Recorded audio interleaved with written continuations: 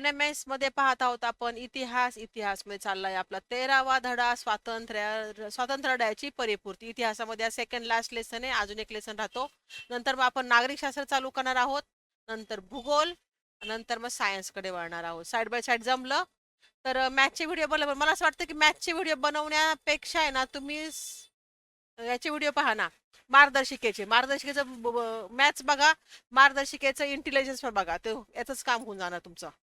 Dash म्हणजे पहिला प्रश्न, डॅश म्हणजे संस्थानातील प्रजेच्या हितासाठी व त्यांना राजकीय अधिकारी मिळावे यासाठी काम करणाऱ्या संघटना होत्या प्रजा मंडळे. प्रजेसाठी प्रजा मंडळे. 1927 मध्ये अनेक प्रजा मंडळे मिळून एक स्थापन करण्यात आले. काय स्थापन करण्यात आलं? अखिल भारतीय प्रजा परिषद. अखिल भारतीय प्रजा परिषद. संस्थानाच्या विलिनीकरणाचा प्रश्न सोडवण्यासाठी भारताचे तत्कालीन गृहमंत्री कोण होते? तत्कालीन म्हणजे त्यावेळेस होते सरदार वल्लभभाई पटेल. सरदार वल्लभभाई, पोलादी पुरुष म्हटले सरदार वल्लभभाई पटेलांना. सरदार वल्लभभाई पटेल यांनी संस्थानिकांना विश्वासात घेऊन सर्वांना मान्य होईल असा डॅश तयार केला. सामीलनामा सर्व संस्थानिकांना विश्वासामध्ये घेतले. डॅश हे सौराष्ट्रातील एक संस्थान होते, जुनागड. संस्थानं भारतामध्ये विलिनीकरणासाठी सगळ्यात मोठं योगदान केलं आहे सरदार वल्लभभाई पटेल यांनी. डॅश मध्ये जुनागड भारतात विलीन झाले.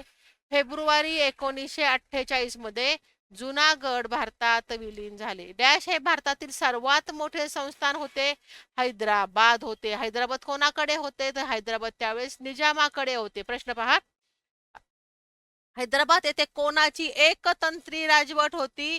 तर निजामाची होती. हैदराबाद मध्ये निजामाची होती. त्याला भारतामध्ये सामील व्हायचं नव्हतं. जोड्या जुळवा. तेलंगण, आंध्र प्रदेश. मराठवाडा, महाराष्ट्र परिषद. कर्नाटक परिषद. जोड्या मी जुळवून दिलेल्या आहे, तुम्हाला अशा खाली वर उलट्या सुलट्या करून येतील. ठीक आहे. 1938 मध्ये स्वामी रामानंद तीर्थ यांनी हैदराबाद येथे डॅश स्थापना केली. Hyderabad state Congress. Hyderabad state Congress.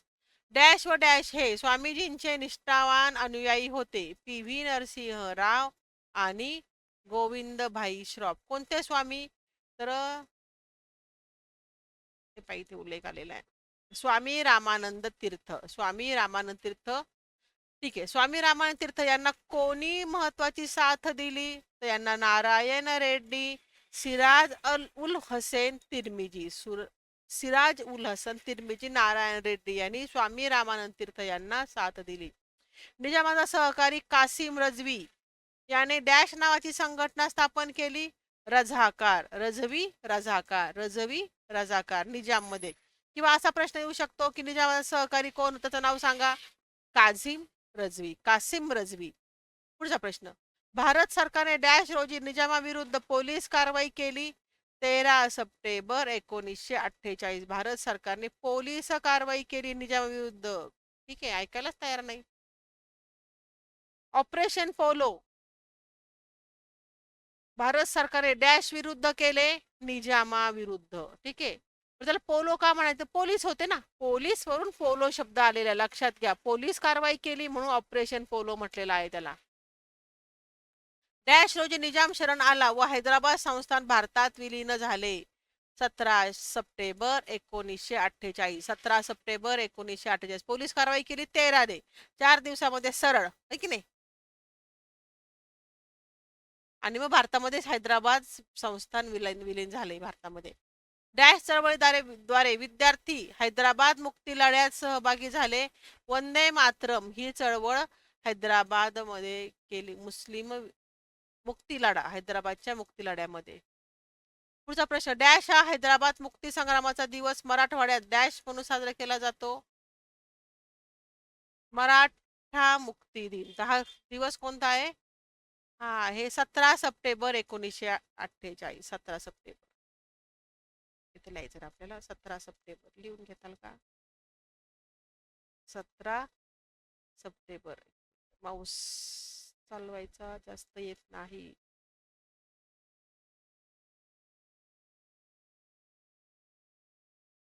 17 September. Okay. Kashmir संस्थानचा राजा डॅश हा होता हरी सिंग. पहा, काश्मीर म्हणलं की आपला हिरवळ हिरवळ आठवती सगळी. काश्मीर, हरी सिंग. डॅश साली हरी सिंगने भारतात सामील होण्याच्या करारावर स्वाक्षरी केली. ऑक्टोबर 1947. म्हणजे हे स्वातंत्र्यानंतरच्या कारवाई आहेत सगळ्या. ऑगस्ट, जून, ऑगस्ट, सप्टेंबर, ऑक्टोबर, 2 महिन्यांनी. भारत स्वतंत्र झाल्यानंतर चंद्रनगर, पद्दुचेरी, कारिकल, माहे, यानम या प्रदेशावर कोणाचे आधिपत्य होते? फ्रान्सचे. फ्रान्सने डॅश साली चंद्रनगर भारताच्या स्वाधीन केला. 1949. म्हणजे 47 नंतर 2-1.5 वर्षांनी त्यांनी भारताच्या सामील केला. बाकीचे राज्य पण त्याच वेळेस सामील केले हळूहळू एक एक करून. गोवा कोणाच्या आधिपत्याखाली होता? गोव्यामध्ये होते पोर्तुगालचे पोर्तुगीज. गोवा मुक्ती लढ्यात डॅश हे आघाडीवर होते. टी बी कुन्हा हे गोवा मुक्ती लढ्यात आघाडीवर होते.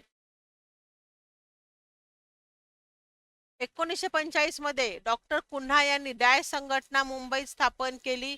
Goa youth league 1945 doctor Cunha यांनी केले. 1946 मध्ये डॅश यांनी गोवा मुक्तीसाठी सत्याग्रहाचा लढा सुरू केला.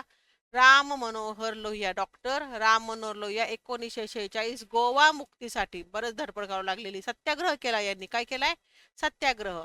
आणि कुन्हानी पण केले. त्यांनी लढ्यामध्ये केले, गोवा मुक्ती लढा आणि हे आहे सत्याग्रह म्हणजे गांधीजींचा मार्ग. गोवा प्रदेशात पोर्तुगालने डॅश बंदी केली होती. भाषण बंदी. इथं भाषण द्यायचं नाही असं पोर्तुगालने सांगितलेलं होतं. ठीक आहे. राम मनोहर लोहिया यांनी भाषण मोडून डॅश येथे भाषण केले. भाषण बंदी मोडली त्यांनी, त्याचं काय ऐकलं नाही. गोव्यामध्ये मडगावला. गुजरात मधील दादरा आणि नगर हवेली येथील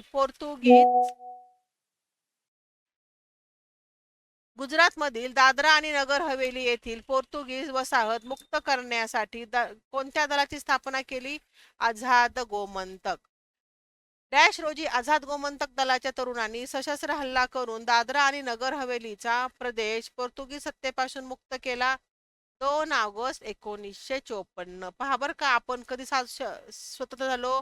47ला. पण बाकी सगळे भाग आपल्याकडे आलेले होते का? नाही, तुकड्या तुकड्यामध्ये राहिलेले होते. पण आपल्याला एक हवा होता.